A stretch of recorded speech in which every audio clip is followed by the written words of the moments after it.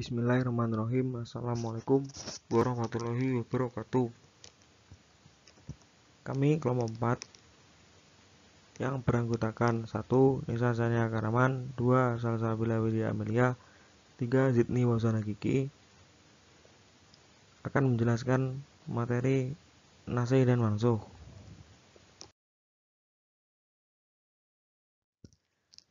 Asumsi dasar. Al-Nasih merupakan kekhususan yang diberikan Allah SWT kepada umatnya karena mengandung beberapa hikmah yang diantaranya adalah memudahkan. Maka sebenarnya keberadaan Al-Nasih wa Al-Mansuh itu tidak lain dalam rangka penjenjaran penerapan hukum at-tadarus bi at-tasrik.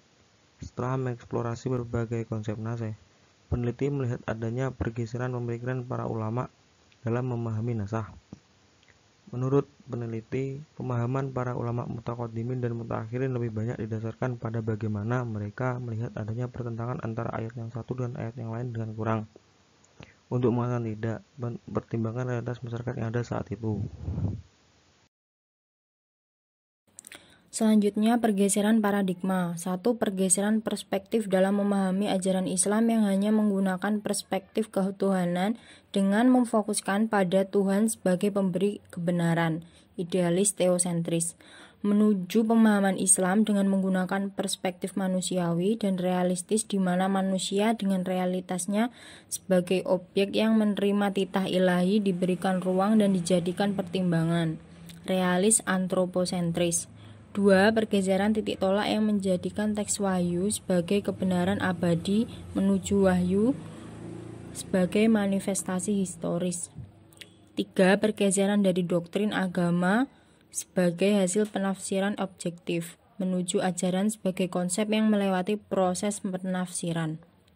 4. Dalam paradigma baru, anggapan bahwa ajaran Islam sebagai bangunan harus digantikan dengan postulat bahwa Islam adalah usaha dinamis untuk mendekati yang sesungguhnya dengan melihat Islam sebagai ajaran yang dibangun di atas hubungan dialektik antara idealitas ilahi yang abadi, tetap dan transden dengan realitas yang selalu berubah relatif dan imanan. Polemik ada dan tidaknya nasik mansuk. Menurut Yusuf Qaradawi, setidaknya ada 3 kecenderungan dalam masalah nasak, yaitu 1. Ada yang meluaskan diri dalam mengklaim adanya nasak dalam Al-Quran dan berpendapat bahwa sekian dalam surat sekian dinasak, sementara tidak ada dalil yang kuat terhadap penasakan itu. 2. Sebagai antitesis dari mereka, ada yang mengingkari sama sekali adanya nasak dalam Al-Quran. 3. Ada pendapat pertengahan yang mengakui adanya nasak jika dalil yang sahih dan jelas yang meyakinkan akal dan menenangkan hati. Secara umum, kata nas sendiri seringkali disejajarkan ke dalam bahasa Indonesia dengan kata to annul atau merekam, to persuade atau menggantikan, to obliterate atau menghilangkan, to cancel atau membatalkan, abrogation atau pembatalan, menukil dan menyalin.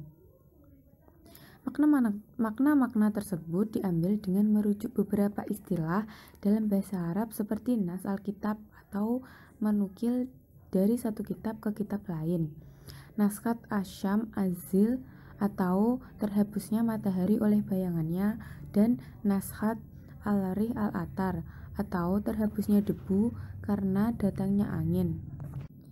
Sebuah model atau metode penafsiran yang kiranya cukup menarik untuk diaplikasikan. Tentu tidak dalam tujuan menafikan metode-metode yang lain, khususnya metode-metode yang telah lama dikenal dalam ranah penafsiran Al-Quran.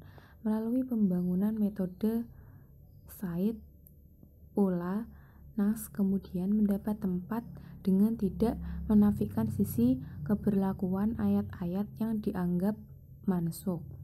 Wallahu a'lam bishawab. Contoh nasih dan mansuh. 1. Nasih hukum dan tilawahnya secara bersamaan. Ayat ini dicantumkan di dalam mushaf Al-Quran dan hukumnya juga berlaku. 2. Nasih hukum sedangkan tilawahnya masih tetap.